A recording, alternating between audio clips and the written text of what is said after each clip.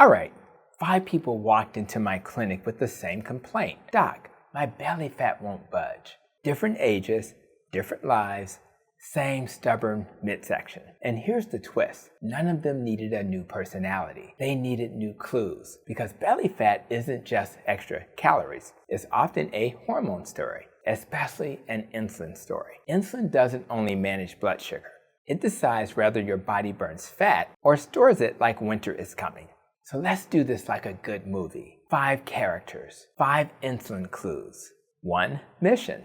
Stop blaming yourself and start decoding your body. Tasha is 46, a middle school teacher. She swears she can gain belly fat by looking at a breadstick. She's tried eating less, tried cardio, tried lemon water with enough conviction to qualify as a religion. Still stuck. Why is my waistline acting like it has its own independent government? She asks. Darnell is 39, a Chicago police officer on night shift. Strong, active, frustrated. Doc, I can chase somebody down an alley, he says, but I can't outrun this belly loop. Keisha is 52, caring for her mom while supervising a stressful job. She doesn't snack because she's weak, she snacks because she's surviving. Her pantry has become her unofficial therapist. Rico is 44. A blue-collar single dad with 5 kids. He's the guy who fixes everyone else's problems and forgets he has a body. I don't eat that much, he says. I just eat whenever I can. And Pauline is 63, kind, steady, and repeatedly told her labs are fine. Yet her belly fat is creeping up. Her blood pressure is rising, and she's quietly gaining weight. Maybe it's just age, she says. That's the starting point. They're living life, doing their best and still stuck. Then comes the need. All 5 want the same thing, belly fat to move. What they actually need is to spot insulin fingerprints, as long as he wants the signs that insulin is running the show behind the scenes. So I tell them, we're going detective mode. Your body is giving you clues. Our body is to read them. We start the hunt. And clue number 1 shows up with Tasha. Her fasting glucose is normal. Her A1C is normal. She's been told, you're good, but her triglycerides are high and her HDL is low. That combo is metabolic subtext. Mechanism. When insulin stays elevated, the liver tends to turn extra into energy, especially from refined carbs and alcohol, into triglycerides, then shifts them out into the blood. HDL, the cleanup crew, often drops when metabolic health is struggling. These aren't just cholesterol numbers. They're a report card on energy handling. I tell Tasha, your belly isn't the problem. It's the storage unit. The paperwork is in your triglycerides. Her first move isn't punishment. It's strategy. Stop drinking sugar. Stop so-called healthy liquid calories. And stop grazing. Protein-forward meals. A simple walk after dinner. We're lowering insulin signals, not training for a triathlon. Clue number 2 shows up with Rico. And it's one many people never connect to belly fat, uric acid. Rico has had toe pain once or twice, nothing diagnosed as gout. His uric acid is climbing. Mechanism. Insulin influences how the kidneys handle sodium and uric acid. When insulin runs high, uric acid excretion can drop and levels can rise. Fructose can add fuel to this fire. Think soda, juice, sweet teas, and natural fruit drinks that are basically fruit-flavored sugar deliveries. I tell Rico, this doesn't mean you're doomed. It means your metabolism is sending smoke signals. His first move, no sugary drinks, no juice. And we build meals around protein so he's not starving at 3 p.m. and eating whatever the kids didn't finish. Clue number 3 shows up in Keisha, and it's the liver. Her ALT is normal but trending up year after year.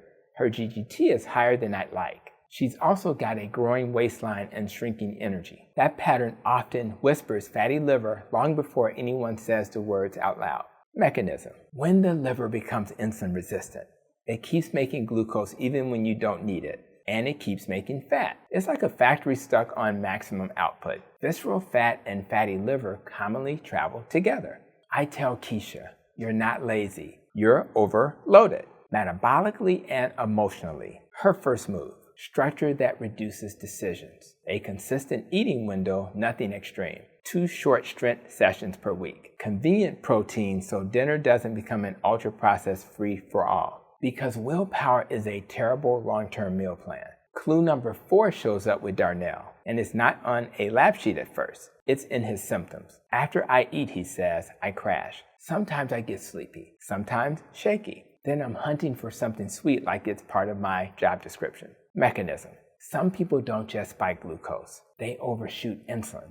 Insulin pulls glucose down fast, and the brain interprets that drop as danger. Cue cravings, irritability, and that urgent feed me now feeling. It's not a character flaw, it's a rapid fuel shift. I tell Darnell, your cravings aren't a moral failure, they're a biology message. His first move, change the order of operations. Protein first, then non-starchy carbs if he's having them, and then add enough healthy fat to slow the ride. And we build a night shift plan, so he's not eating random snacks at 2 a.m. under fluorescent lights like a raccoon in a convenience store. Clue number 5 shows up with Pauline, and this is a big aha.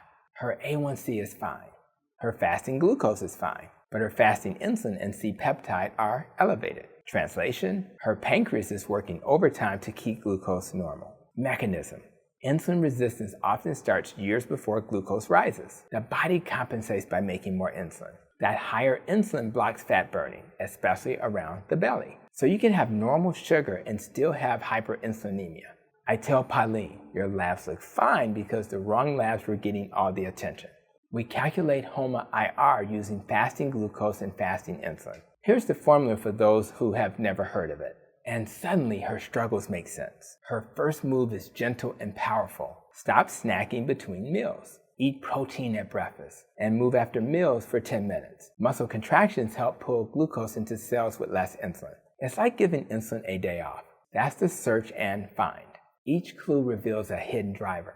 Then comes the take, the cost in every good story. Not suffering, not deprivation. The cost is letting go of old narratives. Tasha releases, I just need more cardio and adopts. I need calmer insulin signals. Rico releases, it's just age and adopts, I'm done drinking my sugar. Keisha releases, I'm broken and adopts, my liver and stress load need support. Darnell releases, I have no control and adopts, I need steadier fuel. Pauline releases, my labs are fine so it must be me and adopts, let's measure what matters. And now they return. 6 to 8 weeks later, they come back. Not perfect, but different. Tasha's cravings are quieter and her waist is loosening.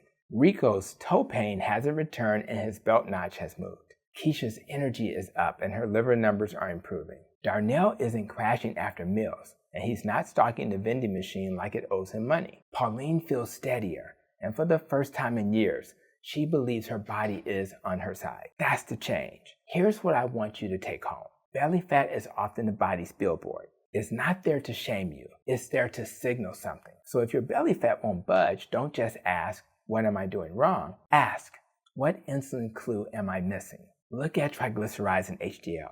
Consider uric acid. Watch liver trends like ALT and GGT. Notice post-meal crashes and cravings. And if your glucose and A1C are fine, but you're still stuck, ask your clinician about fasting insulin and C-peptide. Because once you find the clue, you stop fighting yourself and you start leading your biology. So if you saw yourself in Tasha, Darnell, Keisha, Rico, or Pauline, tell me which clue hit home and where you're watching from. Your story might be the exact encouragement someone else needs today.